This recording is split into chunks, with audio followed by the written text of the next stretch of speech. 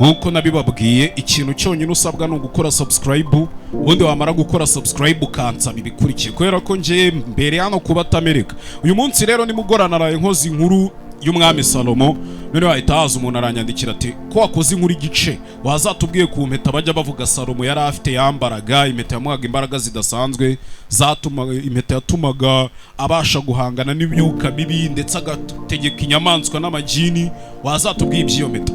Ndaje ndavuga nari bireka nze nyibakorere. Wewe icyo usabwa nta kindi ni ugukanda subscribe, share, comment, ubundi tukinjirana muri ibi bintu tukabisobanukirwa neza. Nabwiye ko nshaka ko tuzasobanukirwa ubutumwa bwose n'ibitabo byanditse bivuga ku bintu by'iyobokamana ku buryo tuzabisobanukirwa in deep. Rero kimwe mu bintu by'agatangaza byabaye kuri iyi si ni iyo mpeta. A ring believed to have come from heaven. Impeta abantu benshi bizera ko iyo mpeta yaturutse mu ijuru. Incredible similarities with the ring in the Lord of the Rings. Iyo mpeta iteye neza cyane n'impeta yagiye ivugwa muri filime bita Lord of the Rings. Iyo filime abatayizi murayizi, ni abantu baba barwanira imbaraga bari gupfa impeta Lord of the Rings, murabizi neza cyane iyo mpeta. It's mentioned in the Old Testament. Iyo mpeta yanditswe muri Bibiliya mu isezerano rya kera ndetse n'ibindi bitabo by'amateka bya kera. Usibye na Bibiliya hari ibindi bitabo by'amateka bya kera. Umuntu wabaga afite iyo mpeta yabaga afite n'imbaraga zabasha gutegeka isi. None iyo mpeta n'ubu bigishakishwa hirya no hino bitewe n'imbaraga yari ifite kuva na kera. Umuntu wabasha kubona iyo mpeta aba afite ubushobozi n'imbaraga byo kuba yategeka isi. Kandi ibyo bintu koko buriya ni rero nimba ari ibintu byinshi ukeneye kumenya kuri iyi mpeta. Impeta yabuze imyaka ibihumbi n'ibihumbi yashize. Iyo mpeta yaje kubura, ubundi abenshi bavuga ko yabuze igihe umwami Salomo yari amaze kwitaba Imana. Iyo mpeta abantu bavuga yuko yabuze.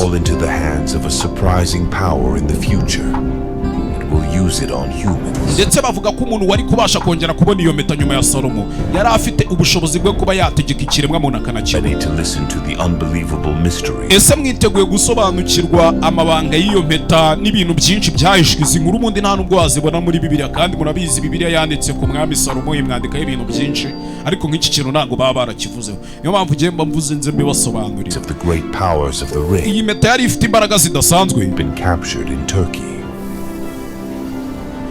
Niyo mpamvu babwira ngo mukore subscribe, ibindi byose tuzajya tubigendana mu mahoro. Ubwo Adamu na Eva boherezwaga ku isi mu busitani bwa Edeni imyaka ibihumbi n'ibihumbi yashize, Adamu yaje afite impeta. Iyo mpeta yari yayihawe n'Imana isumba byose, Almighty God. Iyo mpeta yari irimo ubwenge ndetse n'ubuhanga yamuherezaga imbaraga zidasanzwe, ndetse n'umuntu wese wabasha kwambara iyo mpeta akaba yagira imbaraga zidasanzwe, ku buryo buri kintu cyose yaba arimo yabasha kukiyobora mu gihe cyose akiri kuri iyi si. Ubwo Adamu yavaga rero muri ubwo busitani bwa Edeni muri paradizo, bivuze ngo iyo mpeta yasohokanye nayo barajyana. Yarayijyanye ntabwo yayisize. Kandi mwibuke ko iyo mpeta yari impeta yaturutse ku Mana. Adamu yari amaze gucumura ku Mana, bameze nk'aho batari kuvuga rumwe. Adamu ngashaka kumenya ubwenge, kandi buriya kumenya ubwenge ntabwo ari ibintu byiza. Niyo mpamvu njye nta nubwo nzi. After Adam, who is rumored to have lived on earth for about a year, nyuma yuko Adamu rero wabaye imyaka ibihumbi n'ibihumbi yitabye Imana, iyo mpeta ngo yaje gusubira muri Edeni. Uburyo yasubiyemo nabyo ntabwo wenda busobanutsemo neza, ariko muzabisobanukirwa, muzanabimenya. Nibwo haciyeho imyaka ibihumbi n'ibihumbi, ikiremwa muntu cyari kimaze gukwira isi, abantu bamaze kubyara. Hirya no hino haragiye havuka imiryango migari, amasosiyete y'abantu, nyine bakavuga hano hatuye abantu runaka, hano hatuye abantu runaka, isi yose barayizenguruka. Nibwo Imana yaje guhereza marayika Gaburiyeli, imuhereza misiyo hano ku isi. Iyo misiyo yari misiyo ifite aho ihuriye na ya mpeta. Nibwo mu ijuru hafashwe umwanzuro, baravuga bati iriya mpeta igomba gusubira mu bantu, ikagenda ikamarayo nk'igihe iri kumwe n'abantu. Muzi ngo ninde wari ugiye guhabwa iyo mpeta? Nta wundi usibye umwami Dawidi. Umwami Dawidi buriya amateka ye tuzayaganiraho nako dukomeza. Gabriel, with God's permission, took the ring. Marayika Gaburiyeli rero abiherewe uruhushya n'Imana, yafashe ya mpeta arangije aza ku isi, aza iruhande rw'umukozi w'Imana witwaga Dawidi. Power was leaving paradise for ubwo murabyumva neza ko ya mpeta yari ivuye mu busitani nanone ku nshuro ya kabiri igarutse mu kiremwamuntu. David. Uwo mugabo bitaga Dawidi rero, What was he doing at that time? ubundi Dawidi yari muntu ki? Tuzamuganiraho wowe situnabitindeho, turabiganiraho gake tubinyura hejuru kugira ngo mubisobanukirwe neza. Brought to him. Iyo mpeta amaze kuyakira yari kuyimaza iki? The prophet David was a ruler who lived ubundi umukozi w'Imana Dawidi about 1,000 years. yabayeho imyaka 1000 nyuma y'uko Aburahamu mukurambere we yari amaze kwitaba Imana. Nyine nyuma y'uko Aburahamu apfuye haciye imyaka 1000 nibwo Dawidi yaje kuza yima ingoma y'ubwami bwa Isiraheli. Who tended family sheep and kandi ubundi Dawidi yari umwana usanzwe w'umushumba, aragiraga intama za se n'abakuru be. Rero amaze gukura took charge of the army in his country. nawe byabaye ngombwa kaza kujya mu gisirikare, akajya mu gisirikare cy'igihugu ciwe, cyane ko icyo gisirikare cy'ubwami bwa Isiraheli cyane igisirikare kiri mu ntambara n'ibihugu byinshi nk'abaperesi, abafilisitiya, ibintu nk'ibyo ngibyo. n'abafilisitiya barimo, ndababeshya. Dukomeze. I'm a giant warrior called muri icyo gihe rero hariho umugabo munini cyane w'indwanyi witwaga Goliyati. the children of Israel. iyi Goliyati yari umugabo utavuga rumwe n'abana ba Isiraheli n'ubwoko bw'Imana, Almost invincible. kandi uwo mugabo yari akomeye, yari igitangaza, yari umusore ku buryo kumutsinda bitari ibintu byoroshye. The day David fought on behalf of the hari Israelites, igihe cyageze rero biba ngombwa ko Dawidi ajya ku rugamba arwanira mu cyimbo cya Isiraheli. Ubwo nabyo tuzabigarukaho ukuntu Dawidi yagiye agemuriye bakuru be ku rugamba, yagera agasanga bari gutuka izina ry'Imana, akavuga ati njyewe uriya mugabo Imana iramuntegeje, mumumereze mubicire. Ibyo byose tuzabiganiraho. and defeated the giant Goliath. nibwo Dawidi yaje kurwana n'uwo mugabo witwaga Goliyati, baza gukozanyaho birangira n'ubundi Dawidi atsinze Goliyati. Although Goliath is referred to as a giant in many sources, nubwo Goliyati yari ikintu kinini, nyine yari munini cyane mu moko yose, his actual height is thought to have been between 2 and 3 meters. ubundi babara yuko taye y'uwo mugabo cyangwa se indeshyo yari afite yari iri hagati ya metero 2 na metero 3. ubundi kubona umuntu ureshya gutyo ubu ntabwo bisanzwe, kuko abenshi ntitukigera no muri metero 180. we yari afite hafi metero 3. mu rugamba rero Dawidi yarahanganyemo na Goliyati, yakoresheje slingshot, umukatura cyangwa se babyita umukatura, umuhumetso. arangije yica cya kije cyitwaga Goliyati. ubwo nabyo tuzabigarukaho ukuntu yafashe ibuye agashyira muri uwo mukatura. bose batangiye kumuhanga amaso. nyuma na nyuma Imana ibibahereye uburenganzira, ubwoko bwa Isiraheli bwabashije gutsinda ubwoko bwari buri kubarwanya bw'abafilisitiya. n'abafilisitiya n'abaperesi, sinibuka neza cyane. Minion and wisdom and taught him what he willed. nibwo Imana yagize gutya iravuga iti Dawidi reka mwigisha ibyo akeneye kumenya n'ibyo ashaka, kuko yakundwaga n'Imana. iyo bitaza kuba Imana yarinze ubwoko bwayo ngo iburinde abo bagabo bari baratatse kuri iyi si, na n'ubu ntabwo ibintu biba bimeze uko bikiri.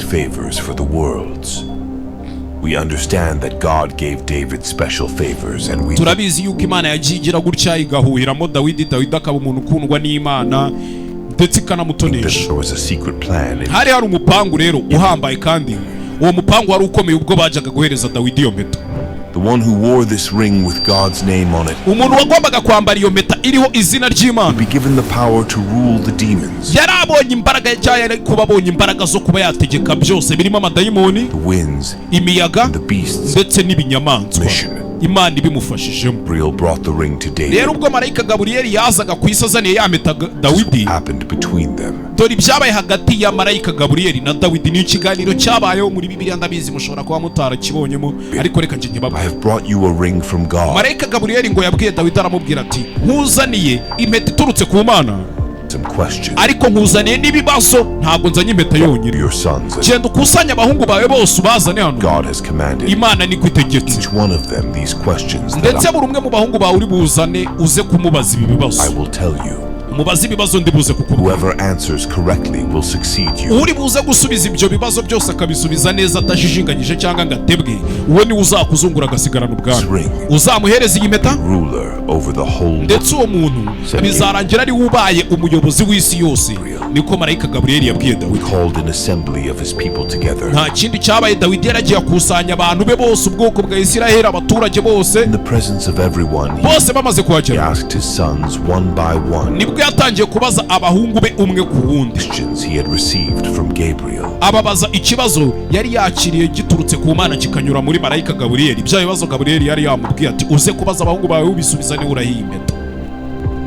There were different questions such as, harimo ibibazo bitandukanye rero mu bibazo yabajije abahungu be, nk'ikibazo cyavugaga kiti what is the most beautiful thing in the world? ni ikihe kintu cyiza kurusha ibindi byose ku isi, And what is the ugliest thing in the world? kandi ni ikihe kintu kibi mu bwiza, nyine kibi mu bwiza kurusha ibindi byose ku isi, Coarsest thing in the ni world? ikihe kintu gisharira kurusha ibindi byose ku isi, Sweetest thing in the world? kandi ni ikihe kintu kiryohera kurusha ibindi bintu byose ku isi. Answered all the questions correctly. nibwo haje kuvamo umwana umwe w'umuhungu wari umuhanga witwaga Salomo cyangwa se Salomoni.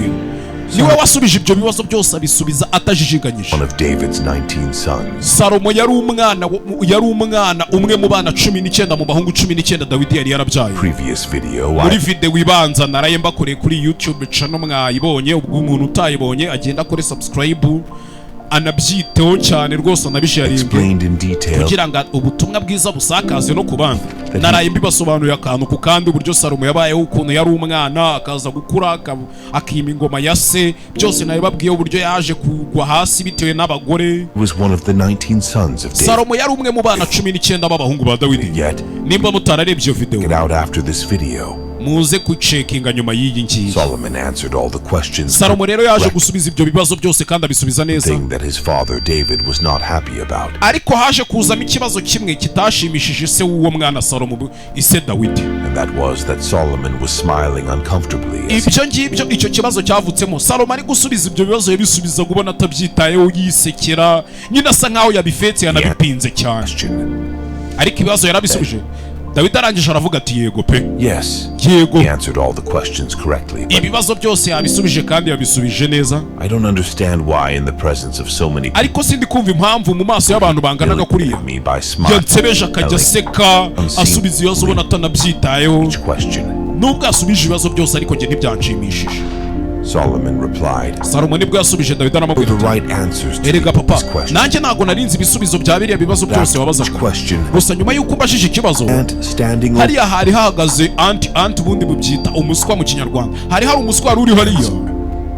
I was telling you what I heard from him. niwo wambwiraga ibyo gukora, ibyo nakubwiraga byose. uwo muswa niwo wabimbwiraga. umuswa ni kano kanyamaswa nyine murakazi namwe. Solomon had icyo gotten ni igitangaza kiba cyarabaye. all the answers from an ant. bisa nkaho nyine ibisubizo byose Salomo yasubizaga yari yabivanye kuri uwo muswa. Would not affect David's decision. gusa n'ubundi ntacyo byari guhindura ku myanzuro Dawidi yari yafashe, Solomon had got all the answers right. kubera ko Salomo yari yamusubiza ibisubizo byose ibibazo byose yari yamubajije. That even if it was an ant, kabone naho bitari kuba ari uwo muswa, be some wisdom in it. n'ubundi ibisubizo yari yasubije byari biri mu bwenge The main bwinshi. purpose was to reach God. ubundi ikintu Salomo yari ameze nkaho yaremewe cyari ukugera ku Mana. Passed from Adam to ubwo David. rero murabyumva, ya mpeta yaturutse kwa Adamu umwe wayizanye mu busitani bwa Edeni. impeta yari yaramuvuyeho igeze kwa Dawidi, Finally to Solomon. nyuma na nyuma yari igeze kwa Salomo. And Gabriel's fulfillment of his kubera ko Imana yari yarahaye Gaburiyeli ubutumwa, iramubwira ijya ku isi uzakora ibi n'ibi. mission. misiyo ye ya Gaburiyeli yari irangiye. Thing will pass into the hands of one more person. murumva ko impeta yari imaze kugera mu biganza by'umuntu urenze umwe. When you hear who it is, rero muraza gutungurwa nimumara kumva ibyakurikiyeho. person will use it on the people. kubera ko umuntu ubundi wari kubona iyo mpeta, Future. usibye n'ibyo biremwa byose nababwiye, yari afite n'imbaraga zo kuba yategeka abantu kandi akabategeka akababwira ati mukora ibyo mushaka. rero mwemwe muretse kugira ahantu mujya, ikintu cyonyine mbasaba ni ugukenyera mugakomeza tugakora subscribe kuri YouTube channel, ubundi tukajya twirebera izi nkuru nk'izi Get ngizi. to know the ring a little more closely. reka iyi mpeta ubundi tuyisobanukirwe byigiye imbere, sibyo byiza? The ring of the prophet Solomon. ubundi iyi mpeta y'umuhanuzi Salomo cyangwa w'umwami Salomo The seal of Solomon. yari izwi nk'ikimenyetso cya Salomo nyine. To have the unknown name of God hidden on it. abenshi bizera ko kuri iyo mpeta hari handitseho izina ry'Imana ariko ritazwi n'abantu benshi. buriya Imana igira amazina menshi, ukumva ngo Elohi, ukumva Yehova, ukumva Which ni amazina menshi cyane. only very few people and angels have learned. iryo zina ryari rizwi n'abantu bakeya ndetse n'abamarayika. Because of this secret knowledge, kubera ko iryo Prophet banga Solomon was given great power. kubera iryo banga ryari riri kuri iyo mpeta, Salomo yaje guhabwa imbaraga n'ubushobozi God's permission. biturutse mu Mana. He became one of the greatest rulers who ever lived in yaje kuba umuyobozi w'igitangaza wabayeho ku isi yose na n'ubu. Ubundi ibaze ko n'abakire bose babayeho uyu munsi na n'aka kanya bavuga ko nta mukire wigeze atunga ubutunzi nk'ubwo Salomo yatunze. Salomo niwe mukire wa mbere wabayeho, ni nawe wa nyuma wabayeho, nyine we yari atunze byinshi birenze n'iby'abantu bose mwigeze mwumva hano bakire b'uyu munsi. Wapi iyo mpeta yari afite yamuhaga imbaraga zo kuba yakontora amajini, inyamaswa ndetse n'imiyaga. Iyo mpeta yari afite. Salomo yambaraga iyo mpeta iyo yabaga yumva ashaka, yayambaraga ku rutoki rwe iyo yabaga yumva ashaka kugira ibyo akontorora cyangwa se nko kukontora amadayimoni ayubaka ayirukana. Noneho ikirenze ibyo, abenshi bavuga ko inzu Salomo zose yagiye yubaka yakoreshaga ariya madayimoni, akaba ari agenda afinyora twa tuntu ubona nk'aho abantu badashyikira, akagenda ayo madayimoni akaba ari yabikora. Ngo yatangaga amategeko akoresheje iyo mpeta yabaga yambaye ku rutoki rwe.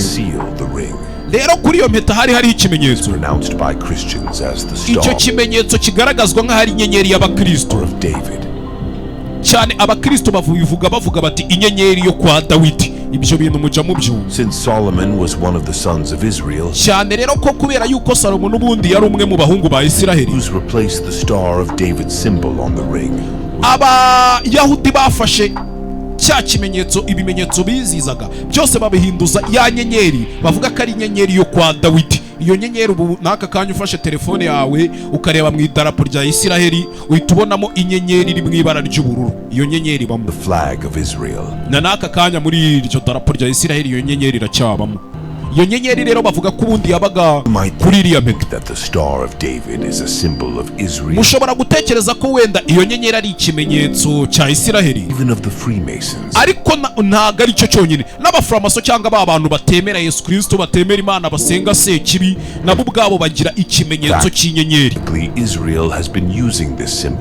For a very short period of time. Bavuga yuko abanyayisiraheli ubundi iyo nyenyeri bo ntibanayikoresheje igihe kinini. It was used even in the Ottoman Empire. Iyo nyenyeri yaragira kwirakwira kugera n'igihe nabo mu bwami bwa Ottomani bayikoresheje. Murabizi ejo bundi Hitler agiye gukorera abayahudi genocide, nawe yagendaga akoresha ikimenyetso cy'inyenyeri. Ibyo byose murabizi, akavuga bati inzu y'abayahudi aho iri hose muyishyireho ikimenyetso cy'inyenyeri. Buri abayahudi n'ubwoko bukundwa n'Imana, ni nayo mpamvu munabona kuba tsinda bigorana. Na n'aka kanya nimba mujya mubyumva, mujya mwumva ukuntu Isiraheli biri mu ntambara n'ibihugu byinshi, na za Hamasi na za Hezbollah na za Iran na bose, ariko biriya bihugu by'Abarabu akenshi ibihugu bitemera Kristo, ahubwo akenshi usanga ari ibihugu bigendera ku mategeko ya Kisilamu. Buriya bagirana intambara za kera zaturutse mu mateka na Isiraheli, ariko ugasanga gutsinda Isiraheli byaragoranye kubera ko Isiraheli buri ifite isezerano ry'Imana rivuga riti nta shyanga rizagutera ngo rigutsinde. Iryo ryo ni isezerano riba no muri Bibiliya.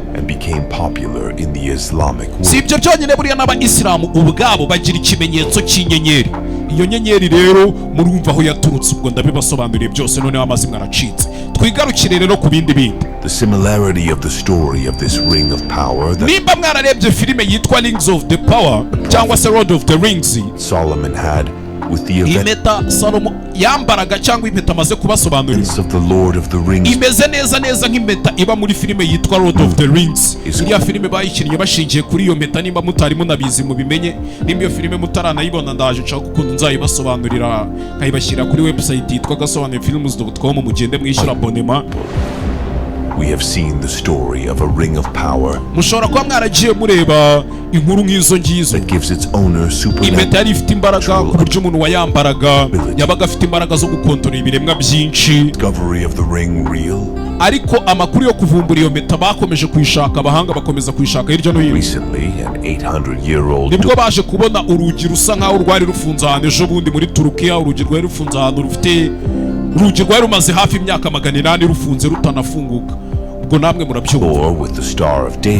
Urwo rugi rwari rufunze rufungishijwe ya nyenyeri yo kwa Dawidi. Barusanze ahantu mu gakaritsiye bita Samson, ni mu gace kamwe muri Turukiya. Turkey is quite interesting. Ariko ibyo bavumbuye aho muri Turukiya ubundi ntibisanzwe, birashishikaje. that one of the historical artifacts hari amakuru yagiye akwirakwira nubwo batayavuze yose avuga ibintu bavumbuye nyine bano bahanga mu byo kugenda bacukumbura mu bisigaratongo seized as a result of an operation in Amasya was estimated to be the seal of Solomon. bavuga bati ibintu twavumbuye bisa nk'aho aricyo kimenyetso cyo kwa Salomo. Come to this issue in a moment. reka tube tuvuye kuri icyo kibazo by'akanya gatoya Tell you a striking story, babwira indi nkuru mutari muzi noneho a sasa. well-known story about the ring of ni inkuru tugarutseho kuri ya mpeta n'ubundi ya Salomo niyo tukiriho. Some scholars say about this issue. hari ikintu bagiye bayivuga ariko abantu benshi ntibabivugeho kimwe. According to a Jewish story, when gusa tugendeye ku nkuru zanditswe n'abayahudi Solomon used to go to ngo rimwe Salomo yigeze kujya mu bwiherero cyangwa se yapa mu bwiherero he would not put his face inside, kandi iyo mpeta ntabwo yagombaga kuyijyana mu bwiherero yari though abibujijwe. his wife. hanyuma afata ya mpeta yihereza umugore we. It was at such a time that a genie disguised as Solomon ako kanya ngo niho bwo haje idayimoni yihinduranyije iza mu ishusho ya Salomo iza yihinduye nka Salomo tricked Solomon's wife irangije ibwira umugore wa Salomo and took the ring from her. iti mpereza iyo mpeta. umugore amuhereza iyo dayimoni impeta yumva ko ari Salomo ahereje iyo mpeta, kumbe Salomo yari ari mu bwiherero. The real Solomon coming out of the toilet. ako kanya nibwo Salomo wa nyawe yavuye mu bwiherero What had happened and arangije abona ibyabaye ahita abimenya byose. handed the ring back from the genie. abwira ya dayimoni ngo imusubize impeta, Genie disguised as Solomon drove the ariko kubera ko idayimoni yari yarangije kwambara isura ya Salomo real prophet Solomon irangije iramubwira iti ntaryo nguhaye iyi mpeta ntayo nguhaye, Out of the ahubwo palace. icyakurikiyeho ya dayimoni yaje kwirukana Salomo And began- imwirukana mu bwami iramuca. Salomo asohoka ibwami ajya kuzerera aba nk'umuntu usanzwe ku muhanda. izo nkuru ntabwo muri Bibiliya ziba zirimo. to rule himself.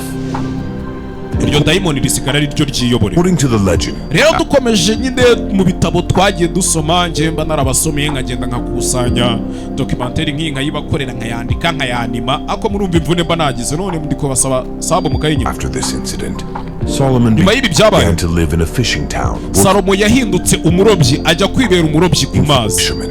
ajya kuba umurobyi igihe kinini.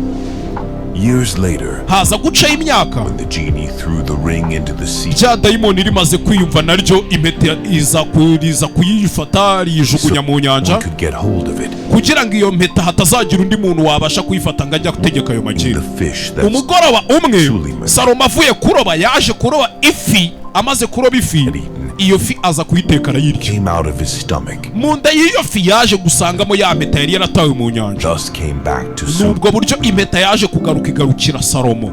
putting the ring back on his finger. nta kindi cyabaye. Salomo yambaye ya mpeta yisubiza mu ntoki ze. Suleiman went back to nta the kindi yakoze yahise asubira ibwami. mu bwami bwe yari yararazwe n'Imana, arongera aragenda asubirana ubwami story bwe. that is told and known by many people. iyi nkuru ishobora kuba itari izwi n'abantu benshi nk'uko njye nyibabwiye mwenda mutari muyizi, gusa iyi nkuru ni inkuru izwi mu bayahudi bo barabizi cyane. So there is even a proverb that says, hari n'umugani buriya mu bayahudi bajya bavuga ngo whoever has the ring is Solomon. ngo buri muntu wese ufite impeta, If God had given demons and jinn the ability to deceive, ufite impeta nta wundi wayobora nka Salomo abaye adafite impeta. ni umugani bajya bavuga nyine mu bayahudi, ni umugani uhari. disguise themselves as prophets and take the place of prophets nimba idayimoni ryarabashije kwihinduranya rikambara ishusho y'umukozi w'Imana as this ndetse story rikagenda rikihinduranya rigasigara riyoboye, says, urumva neza iyo nkuru ikisoma. have undermined trust in religion and prophets. rero niyo mpamvu ngiye gusoza mbabwira ngo ntimukajye muca amazi abahanuzi n'abakozi b'Imana, mujye mwumva ibyo tubabwira. It is therefore out of the question that such a thing could have happened. ese muri kwibaza ukuntu ibyo bintu byaba byarabaye n'uburyo All byagenze? this information, when the time comes, twirengagije aya makuru yose igihe kimaze will kugera, possess the ring that has been missing since the death of Prophet Solomon. nyuma y'uko umuhanuzi Salomo apfuye iyo mpeta yaje kubura. Surprised to hear who it is. muraza kwibaza ngo iyo mpeta imaze kubura yaje kujya hehe? Now, coming back to the development in Amasya, reka twigarukire muri Namaje ya nkuru nababwiye abantu bagiye gushakisha. armory teams raided a village house and hari abasirikare bagiye ahantu mu nzu mu giturage, seized gold inscriptions with baza kuhasanga imizingo yanditse mu kirimi cy'igiheburayo, hue of a bull. ndetse iyo mizingo yari izigiye mu gitabo kigize gute, gifunze gifungishijwe ikimenyetso cy'ikimasa. Black magic, icyo gitabo bavugaga ko ari igitabo cyuzuyemo imitongero y'imyuka mibi, bronze seal. yari ifite ikimenyetso cya bronze cyangwa se umuringa. umuringa niwo wari uziritse icyo gitabo. was reported that this seal was the seal of Solomon. icyo kimenyetso cyari gikoze mu muringa cyari gifunze icyo gitabo cyari ikimenyetso neza neza kimeze nka cya kimenyetso cya Salomo. In response to the news that it could be the seal of Suleiman, rero ari nacyo kintu abenshi bajya bavuga ngo ni ikimenyetso cya Suleyimani. Suleyimani ubundi buriya ni mu kirimi cye cyaraba ariko ugiyanye mu kindi kirimi usanga ari Salomo. that although it is agreed that they are historical artifacts for now, ubu rero ndakeka byose mumaze kubisobanukirwa sealed which period it belongs to, mukamenya ngo iyo mpeta yabayeho ryari. experts examine it in detail. na n'aka kanya baracyari gusoma muri iyo mizingo bagende biga akantu ku kandi bamenya ahantu iyo mpeta yaburiye, Such ring nimba koko iyo mpeta was igihari, instrumental in ruling over animals, nimba iyo mpeta igihari se koko yabasha gukontorora inyamaswa, amajini n'imiyaga. been used to attract the attention of many people today. ibi bintu byakomeje kugenda bishishikaza abantu benshi kugera na n'uyu munsi. Prized, but there is a possibility that many ushobora gutungurwa ariko hari amahirwe menshi bishoboka yuko may be after this ring. nyuma y'iyi mpeta, Although it may sound like a joke to some, ndabizi mushobora kumva ari imikino act kabisa, that many state leaders are in contact with jinns. ariko mujye mwibaza impamvu abantu hirya no hino birirwa bavuga bati abayobozi b'ibihugu runaka se cyangwa abantu bakomeye gutya bashobora kuba bakorana n'imyuka mibi cyane amajini cyane n'ibindi biremwa tutazi. ese mutekereza ko ibyo bintu byaba biterwa n'iki? Trying to use them in ese ntiwasanga ari nka ya mpeta baba baratoraguye cyangwa baba barabonye bakaba bayikoresha? trying to use ese mujya mwibaza insengero runaka ukuntu bajya bavuga ngo wenda urusengero runaka ntabwo ngiye kumentioninga urusengero urwo ari rwo cyangwa se ngo mvuge ngo iki, baba bavuga bati umuyobozi runaka ukomeye ayoboye isi kandi ari umuntu uyobora idini atayobora igihugu runaka kinakomeye adafite n'igisirikare. ibyo bintu ntabwo mujya mubyibaza ngo iyo mpeta ntabwo yaba yifite cyangwa iki?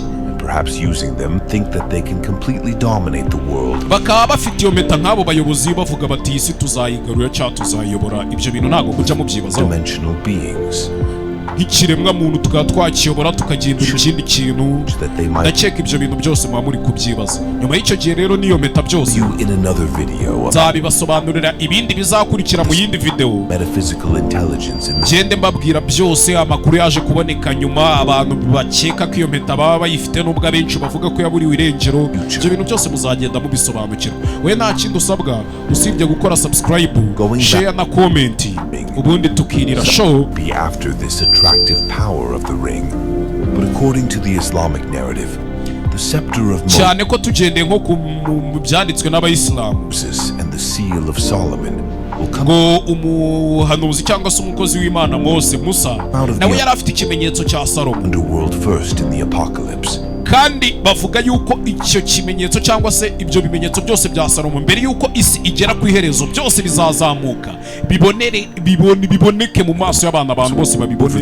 icyo gihe ngo Islam izigarura isi yose, Will dominate the world. isi yose izahinduka abayisilamu. ibyo ni ibyanditswe mu bitabo by'abayisilamu, ntabwo ndi umuhanga muri byo. abayisilamu muze kunyihanganira tugendane neza nimba ari ahantu nagobwe cyangwa babeshya. Jews must be thinking similarly. wabona n'abayahudi kandi ariko batekereza, n'abayahudi batekereza gutyo, nabo baracyakomeje guhiga iyo mpeta ariko na n'ubu ntibazi ngo impeta yaburiye he.